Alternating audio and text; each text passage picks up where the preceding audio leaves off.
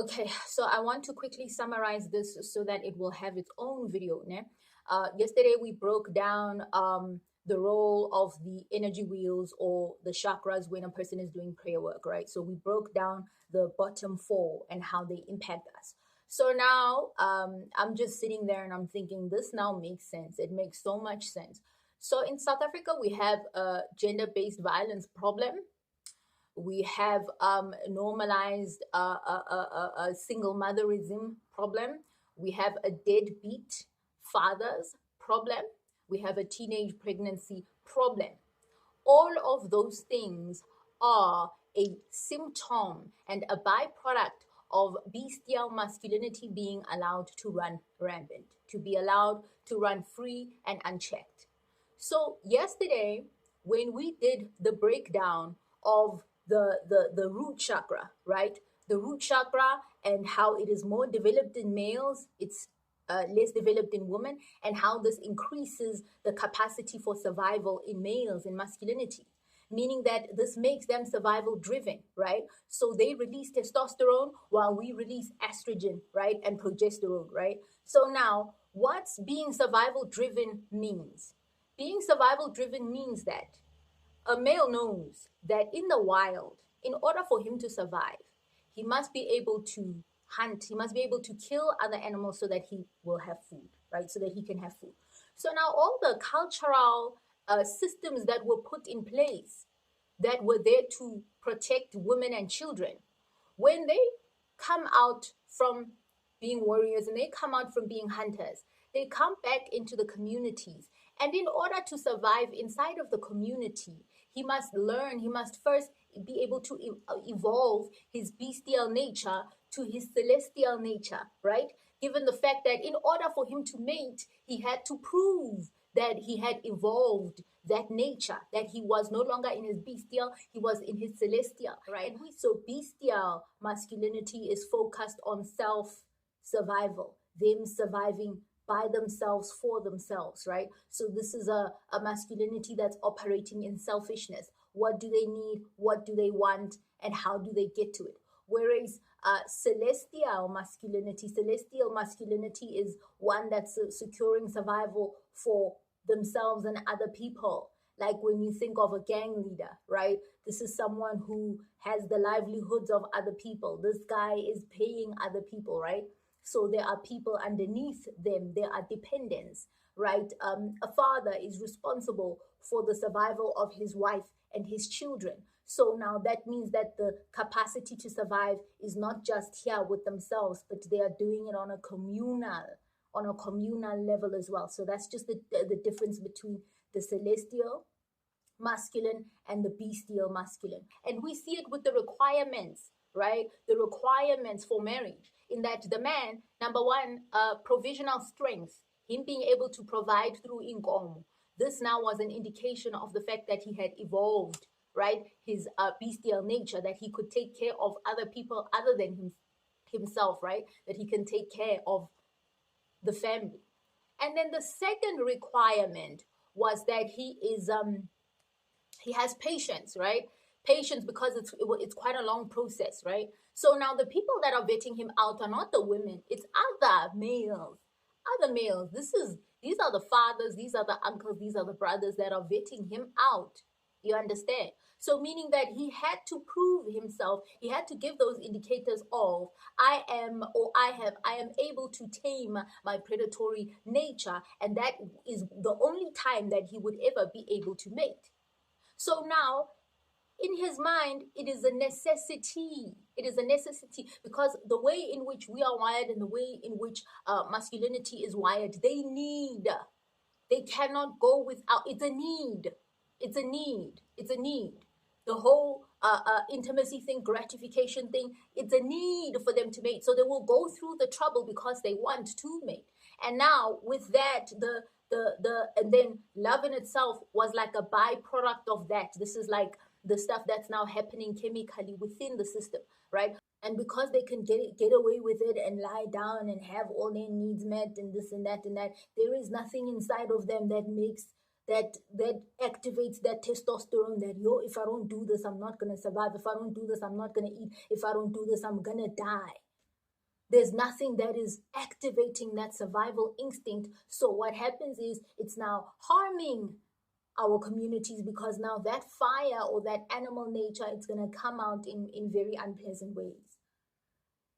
And no, hookup culture is a lie. It is a lie, because it does not benefit, it benefits the male more than the female, for her to be in a space where she is recharging this person and she's getting intimate with this person. In the past, the cultural systems that were put in place to protect women meant that in order for him to even earn the right to mate, and unfortunately males don't value anything that they didn't have to work hard for. It's just a psychological thing, right? It's just a psychological thing. It's not like these things that a bunch of relationship coaches are sitting here and they are making up and they're trying to teach people how to be manipulative and how to, if you understand how testosterone works, you will understand that in their minds there must be a reason. And obviously God designed these things in such a way so that they can work together. So that they can work together. So now, if there's no reason, there is no reason and there is no reward and there is no value in them evolving their predatory impulse, they are just going to sit and be predators. Why? Because they can get away with it. It's accepted. It's okay. He's a deadbeat father, so what? There are millions of them. Why must he now? Why must he? Why must he pay? Why must he? Why must he buy the sausage when everybody is getting the milk for free? Why must he buy the cow? Everyone's already getting the milk for free. And this is just to shed light on how hookup culture has ruined. It has made a mess of things, especially in the Black communities, right? Because now it means that there is no actual value in that. A masculine who's sitting there, young boy, this is not like a celestial one. This one does not even see any value in this, right? There's no point in that. Like, there's no point. And you will think that this type of information is only for the benefit of the female, but it's actually for his own benefit as well. And it's such an issue, it's such a problem, because it's so simple. The solution is so simple, and it's going to require a conditioning shift, a quantum shift in the mind of the female consciousness. Like that quantum, that adjustment has to happen, where you are conditioned, or you've been conditioned to think that there's something that you are receiving in intimacy without safety, but there's nothing you are receiving. The case study we did yesterday was evidence of that. I was speaking very, very fast in my previous video because I was trying to squeeze a lot of information in one space. You are not gaining anything. The only time intimacy gives anything back to you is if there is safety. If this person comes in and they provide you with safety, and then that intimacy is happening within that safety, then it benefits you. Then you are receiving something and you are receiving something, because it's only fair if it's a win-win situation. That's the only time that it's fair. That's the only time that it's fair. If it's a win-win situation, then it's fair. So obviously now this is a reconditioning thing for us as females, because I feel like we've been reconditioned against our, and I feel this is vele what misogyny does, right? So that you hate yourself. Because you hate yourself, you're not doing things that actually care for you and that nourish you and that put you in places of safety. It doesn't benefit your life in any way to even go 50-50. Because if you are understanding how you are improving this man's health by getting intimate with them, right? Now he's able to process and regulate, right? And clear toxins out. Because now, when you think of the menstrual cycle, the reproductive cycle and system, we are constantly clearing toxins out. If your system has not caught on to life, it's constantly in a process of clearing toxins. That means the capacity for clearing toxins is greater and bigger inside of a woman's body than it is in a man's body. And that is why that women live longer without men in their lives. Women live longer when they are not getting intimate, because now she's now not only doing this clearing toxins work for her own self, she's doing it for him as well. So she's doing it for him and for herself as well. And then he's going to come here with the noise of, oh, 50-50. It won't be 50-50. He will come in with 50, you will come in with 200%, because already on a physical level, you are already doing the work for two. And he doesn't want to do the work for two. Like, what? He does, because that's the least he can do, to say, I'm going to provide the safety. So safety means that we're going to be good. I'm going to handle all the major financial things, right? And I'm going to make sure that we're comfortable, right? And he's going to fucking live longer, because now he's getting that essence of femininity. And I feel like if women can understand this, the world is going to be a better place, because now even those masculines will have a reason that, let me evolve out of my bestial nature, because if I don't, I won't survive, because I won't get feminine essence. I'm just going to die. I'm just going to die. And that helps them as well, because now him operating in his masculinity, it's just, it's natural, and it makes him happier, and it's just yo, I'm so exhausted. I'm so exhausted. So I want to do just a separate clip where I'm just clarifying that whole concept of the bestial masculine and the celestial masculine and what it means. The celestial masculine, these are the fathers, these are the males in the community who are the overseers, who make sure that everything is taken care of. When you think of a president, that now is a celestial masculine. Like, he's not living for himself. There are people that he's responsible for. He pays salaries. There are people that are underneath him, right? So that now is a celestial masculine, in the sense that masculinity in the esoteric spaces is provisional. When you think of God, the idea of God is that God is providing for everybody. People go to him with all their needs. That bafuna loku, they want this, they want that, they want that, they want that. So meaning God is the idea of provisional strength, universal providence. So the celestial is that, right? And then the bestial, this is the more selfish, gratification guided, adrenaline guided masculine. So now, when this bestial, the bestial masculinity, this bestial nature, when it's not in check, because it's necessary for this person to survive, to be in the jungle, right? In that testosterone, that physical strength, making them a different kind of, making them be able to interact in the wild, or making the male be able to be another animal among other wild animals, right? Which is why compassion is more of a feminine thing than a masculine one. So that after he kills a deer, or he kills a whatever, and he's hunting, or he kills a cow, he's not feeling compassion, right? In order for him to operate that way, this is why the chemistry is the way that it is. Now, for him to now, that bestial nature works in when he's securing survival, but it now doesn't work the same in order for him to now interact within the communities. If that bestial nature is untamed, that's why we end up with the problems that we have in South Africa today. Gender-based violence, teenage pregnancies, and please, like, people like to make this a female problem, to say, oh no, the women are the issues, the women are the ones who choose wrong, the women are now we are basically the ones. This is not a woman problem. There is no woman alive today who can go against a man in his masculine strength. I'm telling you, men already are built, men are designed to become beasts.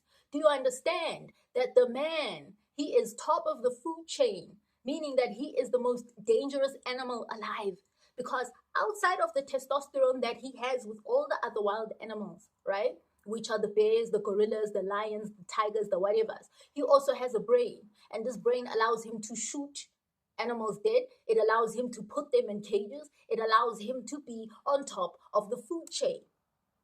Okay, so now you cannot now expect that the females in any environment must be able to outsmart, outpower, outwit that.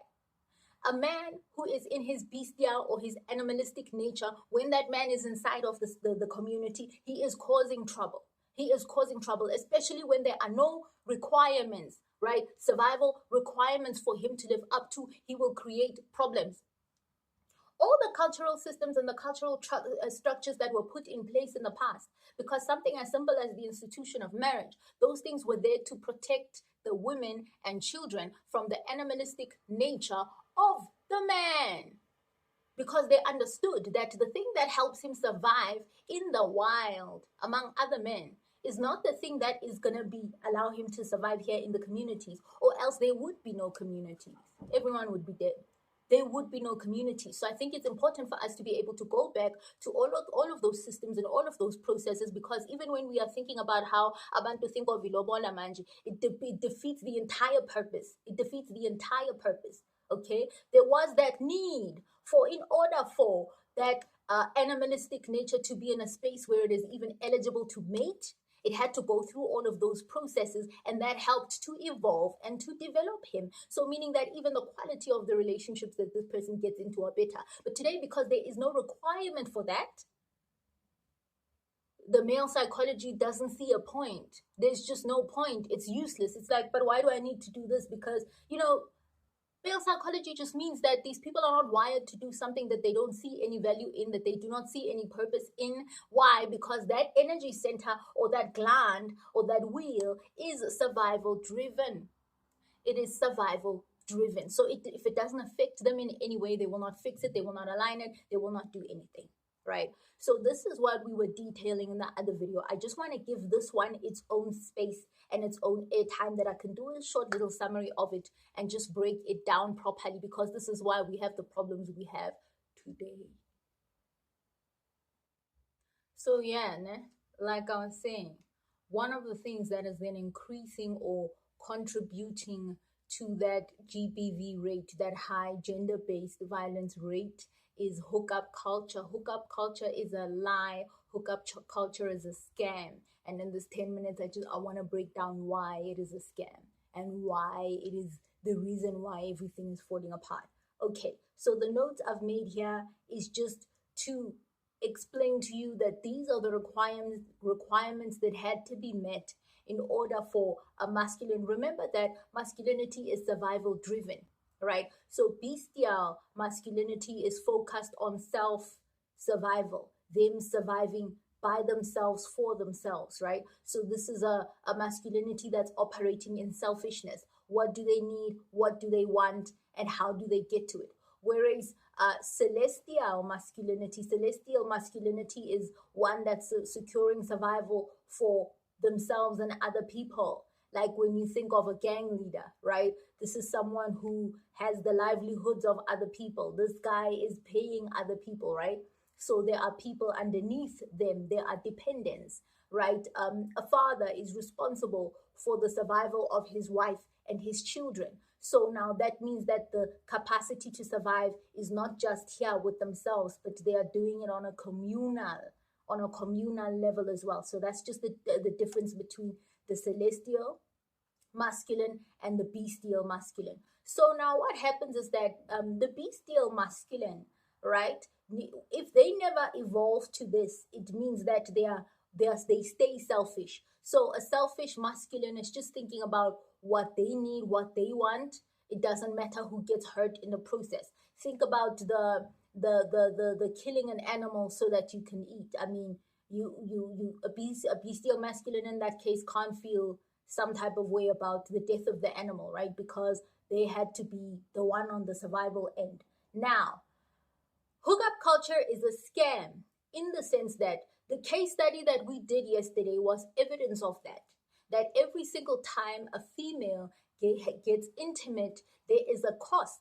There is a cost to her health, right? There is a cost to her health. There is a cost to her well-being, right? There's a cost to it, right? So that case study demonstrated that yesterday. Meaning now, every single time there are benefits.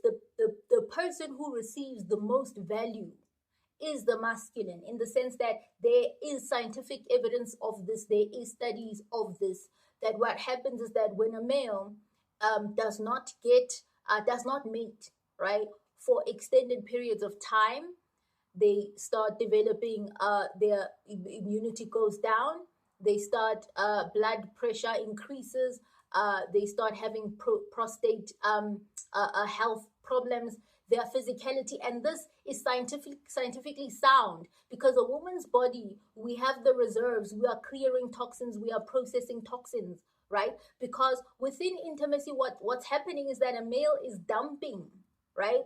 This person is dumping. Look at the sexual organs, right? One is releasing, the other one is receiving, right? So now the dumping of all of these toxins and all of these things. Why? Because the woman's body has been designed in such a way that we can clear toxins. We are constantly clearing toxins. So meaning that a woman's system is always working, even if she's not doing anything, it's always working. It's clearing toxins, removing toxins out. So this is how intimacy improves the health of the male. It improves the health of masculinity. This is how it was a survival thing, that in order for him to survive, he has to make sure that, you know, he gets into a place where he can actually make it's a survival thing. If they don't do it, they fucking die. Okay, like plain and simple. If they don't do it, they die. But within the feminine space, it's a little bit different. So now there were cultural things that were put in place to protect the females, to protect the women, because now since it is a need for these people, they obviously will go out of their way to get it however they get it. But now if there are systems that then protect the feminines, for this is the value that you are providing, and in order to receive that value, you must get value back, in the sense that you are here, everything is taken care of, you are just put in a position where you are just okay, right? These were the requirements. Now the cultural systems and processes that were put in place in order for a male to receive that value, right? To receive that purification value through intimacy, right? Which is mating. In order to mate, as a man, you had to prove that you weren't a boy and that you've evolved into a man. And you proved that through your provisional strength, which indicates active masculinity. A male who has provisional strength, it shows that his masculinity is active, which is survival centered, which is I can secure survival for myself and I can secure survival for another, right? So that was the cost on his end for him to get to this. Right? Celestial masculinity means you're able to take care of more than just yourself. We've covered that. Not just securing for you only, but also for a family. That indicates also that you have control over your animalistic nature, and that your animalistic nature is not in control of you, but you are in control of it, meaning your predatory nature does not control you. Right? And then ilobola is carried out by the fathers and the uncles and the other masculines, because a traditional vetting process of one man needs to be done by other men. So this is because a predator will know a predator, right? So there is no way that a female, right? We are not going to be able to, you can't vet a masculine out the same way you can vet a feminine, right? Because you are feminine yourself. So there are certain things you can see in another feminine because you are feminine yourself, right? So the vetting process, Ilobala was in fact a vetting process where the masculines of the place, the where he actually wants to marry, they are vetting him out to see that has he evolved? Is he still a boy here in his bestial nature, or is he now a man? Right? And so now his job, in order to survive, he had to get to that celestial place so that he can provide value, right? He can provide value to the female, right? In yesterday's case study, we broke this down so very well, because now that the intimacy that client had, she was in a mess, right? In that mess, she had all of these, her health was in terrible shape, right? She was in a situation now where she had to avert a crisis that was obviously going to affect her income, right? Her ability to then survive and bring income into her world. Is because she gave value without requiring value back. And so now what happens is that it's not even a case of you being a gold digger. It's not even none of that. For in anything in this world, in order for a person to receive value, they give value back. Even like you want whatever you want from the rivers, Rotandaza, you're going to throw coins in there because you understand that nature is a realm of cause and effect, right? There's always cause and effect, right? In order to give, you need to receive. And so that is just now honoring the femininity there, because she might not know her value and she might not know her role and she might not know what it is that she provides and she gives, but it's essential. And it benefits him because I'm telling you, men who do not have access to females, they die. Just go and look at the statistics. Their bodies do not have they are unable to process and clear out and clear toxins out, right? They can't do that, right? So meaning the mating in itself is therapeutic. It's this dumping that they do because their systems do not provide to clear that up at the rate at which a feminine can. Okay, so meaning it is a survival thing, it is a life or death thing. So now all of the gender abuse is because now those things are not regulated, meaning even the women and children are not protected. The animalistic bestial males are running around rampant, doing whatever they want, and they're going unchecked, right? They're going unchecked. It makes it worse with red pill content. Anyway, after proving themselves eligible, only then can they then mate, which is essential for their survival as a species because it improves their lives. It improves their lives. Blood pressure, because when they don't get intimate, blood pressure increases, likely to experience heart disease. They have weakened cognitive function. They have the risk of prostate cancer, and they get also there's weakened immune systems as well. So meaning that if we can go back to the cultural things that used to protect women and children, we are not going to have these social problems anymore. I promise you. I promise you we're not. Because in order for them to... And we are seeing in real time, the results or the effects of animalistic nature or bestial masculinity running around unchecked. We are seeing the effect of that. Because not only does it spike gender-based violence, single motherism, teenage pregnancies, and deadbeat fathers, and normalizing all of those things, we are seeing the other very detrimental thing that it does in the Black communities is that it places women in the masculine embodiment. Women now, it puts the females in the masculine embodiment because they have to be the fathers, they have to be the mothers, they have to be all of these things because the celestial masculinity that's supposed to do that is not there. The reason the celestial masculinity that's supposed to do that is not there is because in the bestial masculine's mind, there's no point, right? Male psychology means that there must be value, like there must be a reason. For them, there's no point to evolve their animalistic nature to something higher, right? There's no point. They're already receiving everything freely. They're already receiving everything for free. It's like there's no reason, right? These people are survival-driven, purpose-driven. They are allowed in the societies and the communities to just be, they can get away with it. And because they can get away with it and lie down and have all their needs met and this and that, there is nothing inside of them that makes that activates that testosterone that, if I don't do this, I'm not going to survive. If I don't do this, I'm not going to eat. If I don't do this, I'm going to die. There's nothing that is activating that survival instinct. So what happens is it's now harming our communities because now that fire or that animal nature, it's going to come out in very unpleasant ways.